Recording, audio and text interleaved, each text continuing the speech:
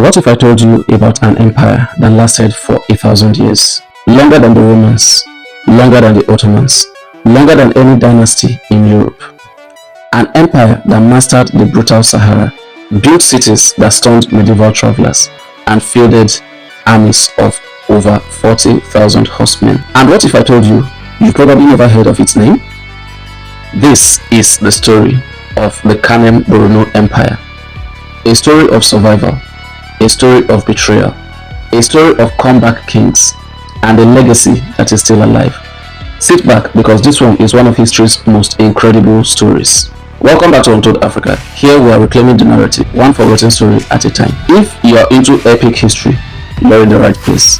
Hit the subscribe button and click on that bell so you don't miss what comes next.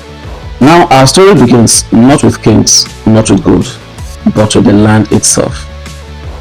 Deep in the heart of Africa, the Lake Chad Basin was a gigantic oasis, and for a millennia, the people thrived here. They were innovators. By the year 500 BCE, they were already smelting iron. They were settled. They were ready for something bigger. The stage was set. But who would step into it? Enter the Zagara people. Tough nomadic herders from the rocky Enedi Plateau. Around the 8th century, they settled northeast of the lake. They didn't just build a town, they formed a confederation of tribes. A kingdom is born, and they called it Kanem. For centuries, the Dugwa dynasty ruled as god kings. But then, a revolution, not with swords, but with an idea.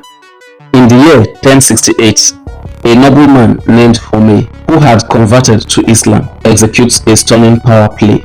He overthrew the old order and established the Sayfawa dynasty. And this is where it gets crazy. This single family would hold power through everything that was to come for the next 800 years. Let me say that again. 800 years. From the time of William the Conqueror to the invention of the telegraph. It's almost unimaginable. This new dynasty plugged Kanem into the medieval world's internet, the Islamic trade and scholarly network. Wealth flooded in. Salt, ivory, and sadly, slaves moved across the desert. They were so connected that they established a hostel and a school for their pilgrims in Fustat, Egypt. That's like another country setting up a university in Paris today. It was a huge flex. Then they got their superstar king, Mai Idris Alooma II. In the 13th century, this guy was a beast. He commanded an army of over 40,000 cavalry, expanded the empire from the Fezzan in modern-day Libya to the lands of the Hausa city-states. He sent giraffes as gifts to sultans in Tunis. He was at the top of the world, but power corrupts. And Alooma made a mistake, a very big mistake. Historians say he committed an act of ultimate blasphemy to the old religions. He opened a sacred cult called the Mone. The empire erupted. Rebellions exploded from within. The noble families he empowered grew too strong. The foundation of the empire began to crack. And waiting in the east, a rival people, the Bulala, saw their opportunity. What happened next was a nightmare. The Bulala attacked, and they were not just winning battles. Between 1359 and 1383, they killed 5 Kanem kings. 5. The empire was being destroyed. Their capital, Njimi, fell. It was over. Or was it? The Kanem people faced a choice: die or run. Under the king, Mai Idris Alooma, they made a desperate, epic decision. They abandoned their homeland and began a long, painful migration around the Lake Chad to a new land on its western shore, Bornu. This wasn't a retreat, it was a strategic survival move. There, they intermarried with the local peoples, creating a new, powerful identity, the Kanuri. They were down, but they were not out. They were waiting, plotting, preparing for one of the greatest comebacks in history. Then, the phoenix began to rise from the ashes. In the mid-1400s, a king named Aligaji built a new fortified capital called Ngazagamu. This place was a marvel, one of the largest cities in all of Central Africa at the time. From this new fortress of power, they fought back. They eventually recaptured their original homeland of Kanem, creating a dual empire, Kanem-Bornu. The empire was back. And then came the GOAT, the greatest of all time, Mai Idris Alooma. Around 1571, this visionary ruler took the throne. He was a military genius, using innovative tactics, Berber cavalry, Kotoko boatmen on Lake Chad. Historians credit him with over 1,000 battles. But his true genius was in his reforms. He installed a fair justice system based on Islamic law.